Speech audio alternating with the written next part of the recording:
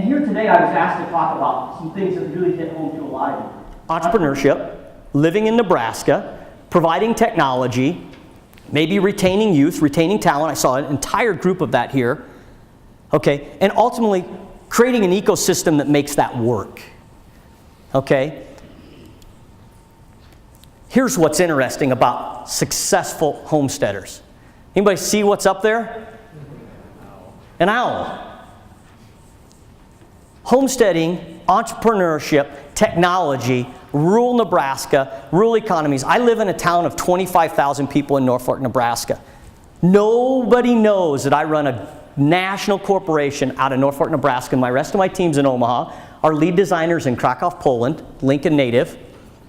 Okay, we talk every day. We sign up customers all over the globe. But here's the thing. Homesteaders were ultimately successful because they were what? Adaptive. Unbelievably adaptive. They adapted to their environment. Think about that. If I came out west and I read that sign going, the most fertile land, da da da da da, what am I thinking in my mind to what I'm going to do? I'm going to raise a ton of corn. I'm going to raise a ton of wheat. I'm going to do things like that that are successful. So I'm going to take all the gear that I have in the world. I'm going to buy it in St. Louis, right? I'm going to get it all here. Maybe I'll pack my wife's piano, but I'll drop that about 500 miles later. And then we're going to get here, and then I go, holy crap, this is what I got to farm? But that didn't happen, did it? They didn't say, holy crap, this is what I got to farm. They said, I got to farm this. This is what I homesteaded. So for 2 or 3 years, what did they do? They'd plant corn. Next year, corn didn't work. Okay, maybe a different variety of corn. Then maybe a neighbor or somebody down the road or somebody said, you know what, this is really a great wheat market. We should try planting wheat here. Finally, they said, maybe we shouldn't be even in this industry. Maybe what we should do is start raising livestock. So the ability to be adaptable and change is what made the Homestead Act those that survived successful. And I'm going to challenge you today to say that's what's going to make your rural landscapes in Nebraska amazingly successful. Your ability to adapt, to retain talent, and not only retain them, challenge them to be leaders in your environment. So I'm going to tell you that I've lived that a little bit myself. I'm going to tell you a little bit about Vitru. Here's our plan. 2011, we put together a team and the grand vision that the way that industries, organizations, and people connected was totally broken, right? Because if I wanted to become a job applicant, that's the only way if I knew I fit with an organization. I had to actually physically leave the idea of my comfort zone and become an applicant somewhere. Okay? Some people would rather ride bulls than become applicants. Okay? Why? Because that experience just isn't a lot of fun. I have to go through applications, and I have to go through an assessment, and maybe that assessment will let me in. So we thought that idea was broken. So our plan was, let's totally re-engineer that. Now keep in mind, I'm going to tell you, here's a Nebraska kid. I led an HR team, led the recruiting and relations. I kind of got it. Never been a developer. Had no idea what the difference between PHP, .NET, MySQL, Agile, nothing. Had no idea. But we had this grand idea. And I'm going to tell you, here's how our plan, this was how we envisioned it looking, just like this. We're going to start, we're going to spend about 7 months. We've got the plan, we've got the design, we've got the research done, we've invested millions of dollars in buying assessments, traveling the world, understanding it. And that was our goal. That was our plan. It's just like that. That's that simple, isn't it? Just like the Homesteading Act. I'm going to leave St. Louis. I'm going to pack my kids up because we're going to the best place in the world. Well, you want me to tell you what? That's what the reality was. And I'm going to tell you, boom, that rock hits. But if entrepreneurs in rural Nebraska, entrepreneurs in the world, aren't adaptable, they'll never survive. So we had an idea. We rolled out in the market with our version 1, which I told you about. It took us about 8 to 10 months to build that product, do the research, understand it. We used a firm called Agilix out of Lincoln. Maybe some of you were in there. We outsourced that development work for that. We launched it in the market. We were blessed enough to have enough customers sign up and use it that we could build a relationship with those customers. That was a long process. Going out, selling it to them, showing it to them, asking them to use it, trusting us, okay? Trusting us. When we built those relationships, they told us, Ryan, Vitru, I don't really care about this idea of job matching. What I really like is this internal idea that you've developed of building teams. This team building tool. So what did we do? We went back to the drawing boards. Back to the drawing boards in July, and we came out with a new version, which is version 2 that you see in the marketplace today, which is a team building tool. We have thousands of users that log in every day. That imagine if, here's what we did, and not meaning to talk about Vitru, but imagine as the world of assessments work right now. How many of you have taken an assessment? Anybody here taken an assessment? With your other hand, tell me if you've done your taxes. And then with both hands up, lower which one you liked more. Neither. I want to do neither of them again, right? So what we understood is, as we went in the marketplace and did our research, etc., is that nobody needed another assessment. Our assessments were amazing. We had great science with hundreds of thousands of people through it. But what we needed was a better understanding of how those assessments and how that science can live in our life and actually harness it.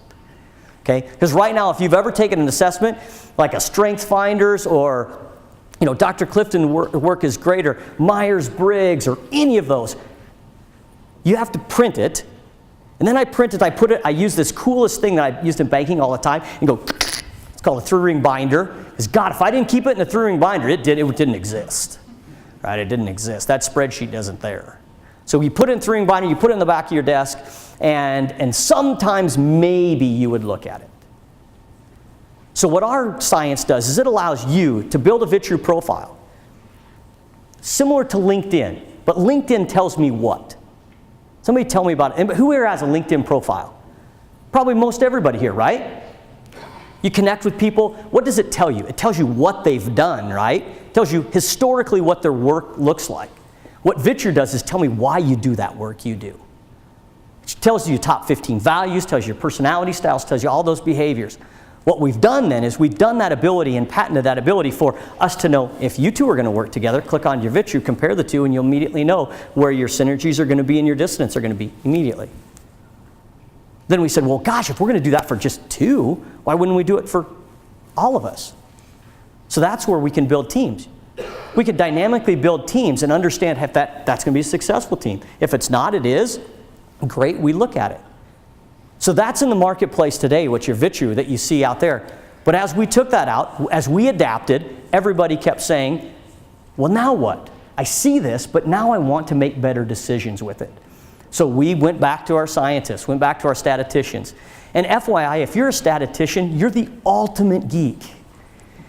They love coming back with numbers. They love ideas. So my role in the job in Vitru is called a CEO. I always thought that was like really important. It's not. What it really is you're the chief, enthusiasm officer. My job is to make sure that the entire team believes in where we're going. So what we did is they came back to the work, and in January, we're going to launch the new platform that basically has 3 principles to it with many more. And I don't want to do an advertisement for what Vitru is. But I'm going to ask you just a quick question. I was here today to talk about broadband, right, Rod? And how this interacts with our society and why we're here. I grew up in Norfolk, Nebraska. Graduated high school in Norfolk High. Went to Wayne State. Any Wayne Staters here in the house? 1. Raise that with pride, man. Look at you. He's like this. Like this. I'm going to tell you, you probably have known this, but when you start traveling and you tell people you graduated from Wayne State, it's not Detroit. Just FYI to you. I was traveling one time in Baltimore, and I said, they came up, probably drinking beer, and said, well, where'd you graduate? And I said, Wayne State. Great school in Detroit, man. Amen. And I said, probably. But what I would like to challenge all of us today is how many of you come from communities of less than 25,000 people? Wow, that is fantastic. How many of you see that how many in here have an economic development role, some way of speaking about that in the environment? What do the rest of you that were from those communities? Tell me a little bit about what the environment is here. This table here, what do you guys do? Apparently, this guy's a marriage counselor. Yeah. We all work for the government. Yeah. You all work for the government. So here's a little motto. We're from the government. We're here to help. No. Just kidding you. But community size, how about you? 2,000. 2,000. Tell me the community. Sutton, Nebraska. Sutton, Nebraska. Anybody know about Sutton, Nebraska? Mylan does. Brother used to be the superintendent of schools there. So. That's when it started going down, didn't it? You know it. Okay, Sutton, Nebraska, 2,000 people. Could it be the global capital of anything? Absolutely it can. So here's the difference. When I started to create Vitru, I had a grand idea, great idea. We now have customers all over the world that use this. But 10 years ago, I could have never created that platform. I couldn't have put together a team that had the skill sets to do it. I couldn't have done it for the hard assets that I had to buy. Somebody tell me why. Broadband is number one. I wouldn't have had access to that. Server bases, I would have had to buy servers, right? Okay? All those type of things. So I make a direct correlation between what we have today in technology in the cloud and broadband to a direct simulation to the Homesteading Act. If I have the tools, if I have them at my disposal, nothing can stop me. In economic development in rural Nebraska, what we have been done, guys, I was a banker. I was tried and true commercial banker. We thought as entrepreneurship, we were taught that if we want to grow businesses, what's the first thing we have to do? Loan of money. Loan of money, prime example, loan of money. They need capital. Okay, entrepreneurship, tech companies need capital as well. But the capital is converted from buying fixed assets. Okay, how many of you have a spec building in your community that's trying to be sold? Good luck. And that's not a ding. That's not a ding. I'm saying good luck. Because we used to be able to dangle that carrot and say, if I build a building, you can move here. People don't need that anymore. And if they do, they already have the revenue to buy that. Does that make sense? We used to think that way. But today, here's what we need. We need to understand that great companies can be run by 5 people. And those 5 people can make substantial incomes living in a rural community. And they can have customers all over the world that you don't even know about. And here's what's really cool. I heard a speaker one time say this, and it just like stuck with me. Today's society chooses where they live first, where they work second. It's a hard thing to get through my mind. Okay, my mom and dad moved from Kearney, Nebraska in 1975 to Norfolk, Nebraska. My dad started teaching welding at Northeast Community College in 1976. My mom started teaching, or she started as a nurse at Faith Regional Hospital. It was Sisters Hospital at the time, 1976. Those of you that are bettors, I would like you to bet this. Where did they both retire?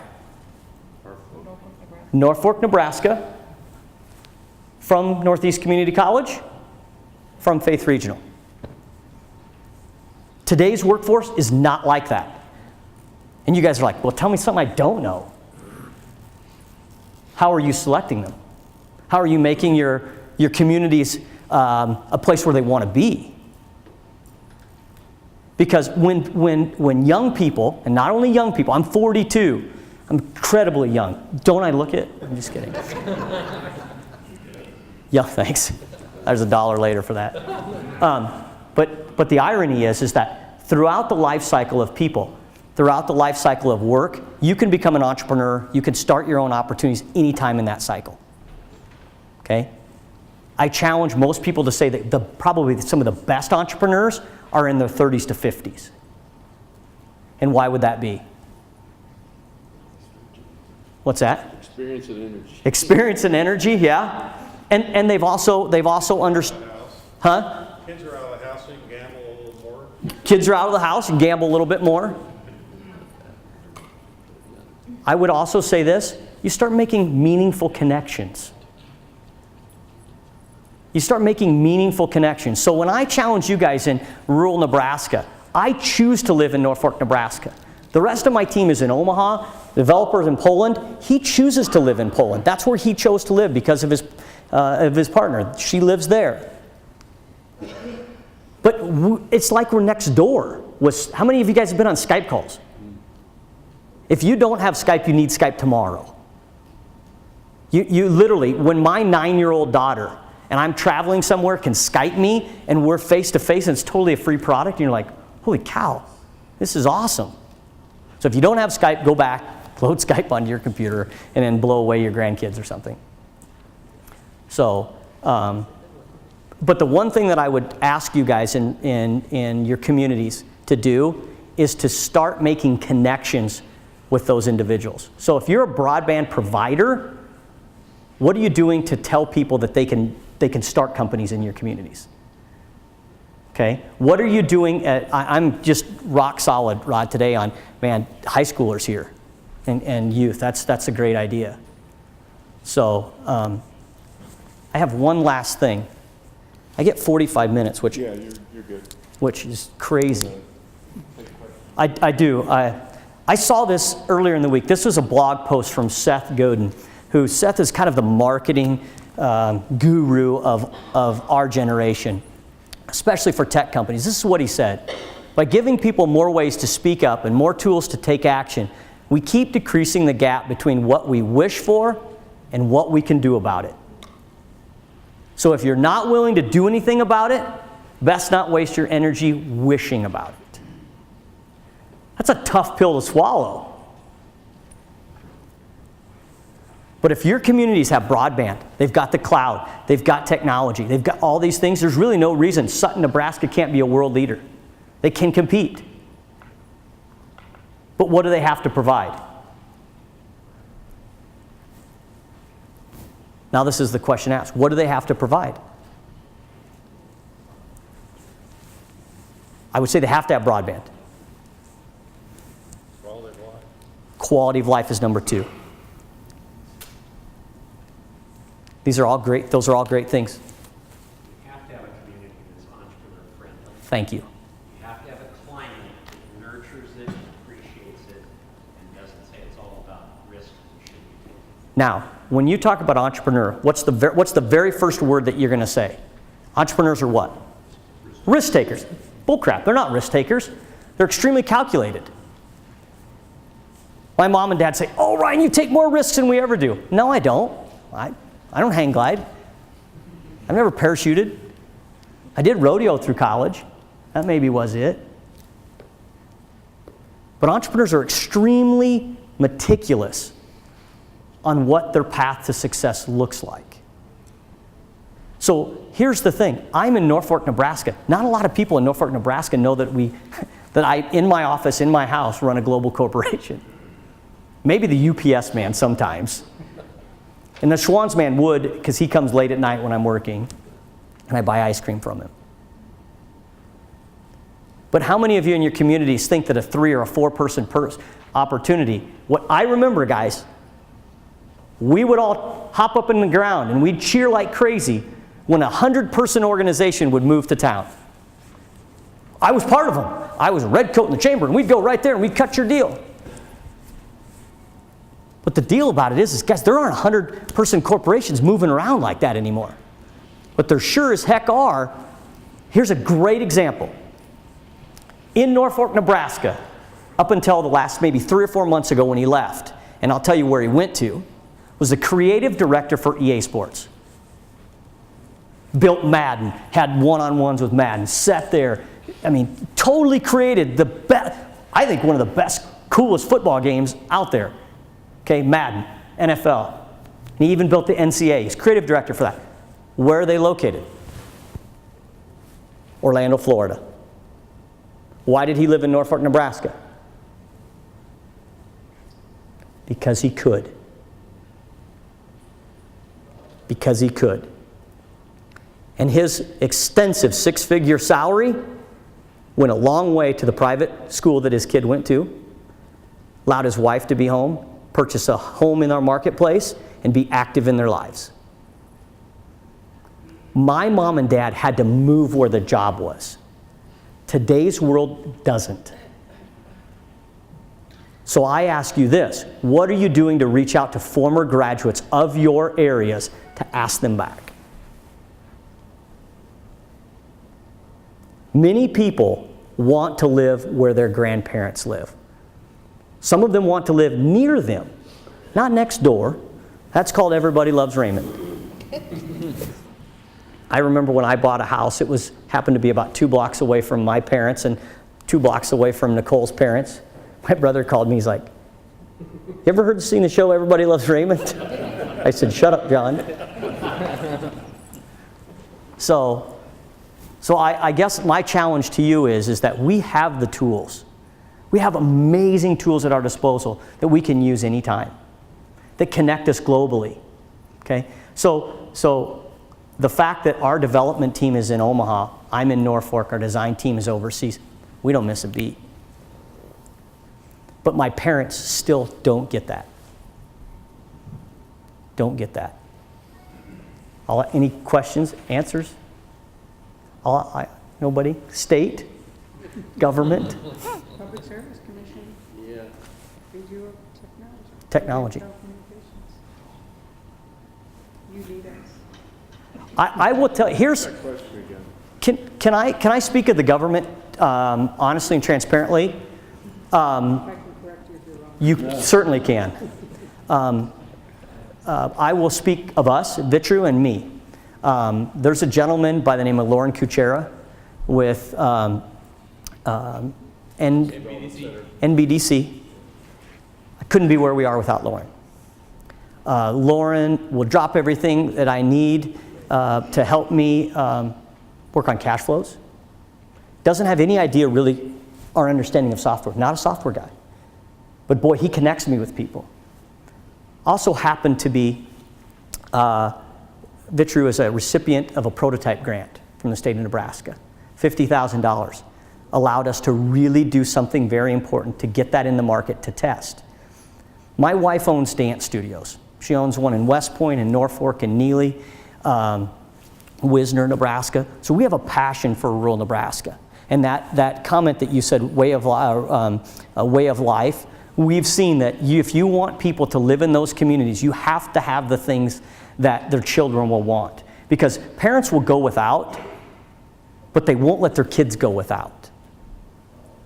So here's the interesting thing about that is, as we talk about entrepreneurship and the state funding that, we also, our business partner is a successful agriculture in Lee, Nebraska. Jason Molenhoff, I would not be here without Jason Molenhoff believing in a napkin idea. But Jason Molenhoff also was successful enough that he was able to utilize some of the Nebraska tax credits. Those are all things we wouldn't have known about hadn't it been for Lauren, hadn't it have been for Invest Nebraska, all the connections that we started to make. So if you think that entrepreneurship works in a silo, it really doesn't. So the government was very important to us. And so when I can be an advocate for the state of Nebraska, when I'm out speaking, if I'm in the Valley, I'm at HR Tech World next week in Las Vegas, and all the big players are there. And they always ask me, "Where are you from?" I never say I'm from Norfolk, Nebraska. I say I'm from Nebraska. I'm a Nebraskan. And they always say to me, "What the hell?" Right? Because you say, "Well, I'm competing against companies from LA, globally." The awesome part is I can. I really, really can have a company that's successful globally right here in Nebraska. So, but the state has been very important to us. So.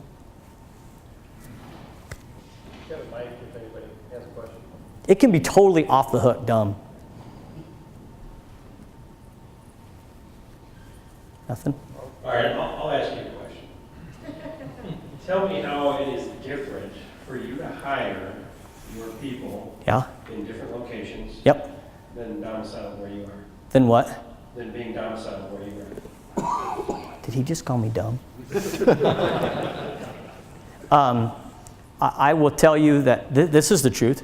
If you want to hire world-class talent, you have to pay them world-class salaries. We in Nebraska used to be really proud about agriculture. Okay, I'm ag-based, I get it. But we'd always say, I hired the neighbor farm kid and I didn't have to pay him anything, and he's amazing. So then what does that tell me about if I stick around home? Who stayed home? Who stayed in their communities? Those that weren't smart enough to leave, or those that didn't have the capital to leave? So first of all, you have to say to people, pay them world-class salaries. You really do. And then you also, in our world, I'll speak to us, a startup world is totally different than any other world. We don't understand who the customer is. We don't understand the path of purchasing. We don't understand really what pricing structure looks like. We don't understand what the turn value. All these things, when I was a banker, or like my wife, she would open up a new studio in West Point and they're like, yeah, we got a new startup. No, you don't. It's not a startup because it doesn't rapid growth. I mean, she'll never have 10 million customers. Nor does she know what the marketplace. She knows what the marketplace is. They're kids, high school down to 4. Does that make sense? So they have to be, the idea of hiring them, they have to have a startup mentality for us. So, did I answer your question? Yeah, well, how do check this back out. How do you determine the talent that you're getting, I guess? Yeah. Versus, I mean, do you travel and go meet them face to face before you sign on the dotted line and say you're hired? I would say we're lucky enough to that world is very connected. So our CTO right now came from somebody I trusted immensely. So that's how that works for us. That makes sense. So, Mylan. Yeah, I don't think I need a mic, but I'm not a demographer, Ryan, but friends I know and respect who do that kind of research tell me there's a huge opportunity for rural communities that most of us don't really understand. It's called legacy migration. And what this suggests is that as inevitable as the migration from rural to urban was in the industrial age, the information age has created an inevitable trend of migration in the other direction. There's really interesting research coming out of the University of Minnesota that demonstrates that if you take a look at the cohort of about age 30 to 45, over the last 5 years, there's been a huge migration of people from in that age cohort from urban to rural places. And these guys say it's going to continue. The point is, if rural communities are going to take advantage of this, they have to position themselves to be attractive to just the kind of people you're talking about, the kind of people who are deciding first where they want to live, and then either taking the job with them or deciding what they plan to do after they get there.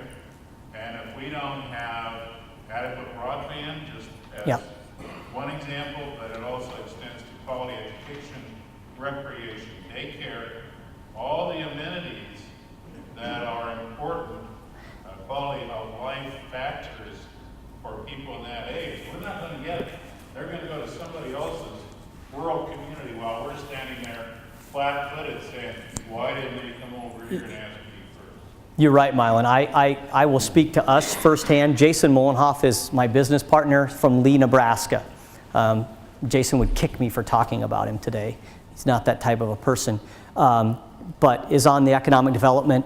I don't know if they have a board or a group there. So Jason started by buying a lot on Main Street. Pushed down a building, built a lot. He's going to build it there. You know where our call center is going? Lee, Nebraska. Now, why is that? I didn't get a call from Lee, Nebraska going, this is the old days, right? Move here. Close your plant in LA and move here. It was because it took someone who cared about Lee, Nebraska more than himself to build a building, and then ultimately it's going to house the customer service department for Vitru. If you don't have Jason Molenhoff is 34 years old. Not 54, not 64, not 74. To care about that community. Here's the thing. Here's what's crazy. Because Jason has a business that is a livestock broker. He could live anywhere in the world. All he needs is a phone and a laptop. He's got 3 employees. Lives in Lee. And what he's also challenging is everybody that has gone away, to you said, Mylan, to move back. So, but it takes that ask. How many of you, here's the greatest question I like to say. How many of you, you don't have to say it, in church, you see guests twice a year, really, really good, right? When are those guests? Because you'd come home and see your parents, or you'd do things like that, right? At usually holidays, right? Christmas and Thanksgiving. I challenge every one of you, the next time you see somebody come there, you just come up and let's say you're visiting, you'd say, you know what? I don't know if we have a job here or not for you, but we'd love you to live here. How many of you have done that? Because, awesome. Because that's where you're like, holy crap, it's not an ad, it's not a postcard, it's not something else you're asking me. It's a personal, it's like, you do really want us here? Absolutely, we'd love you here. And here's the crazy part. Most successful entrepreneurs know they're not advertising for jobs. But if they have somebody that can add to their opportunity or add value to their organization that lives somewhere else and it comes back, they'll make room. They truly will make room for them, to your extent, Mylan. So, thank you. Anyone else? Thanks, everybody. Yeah.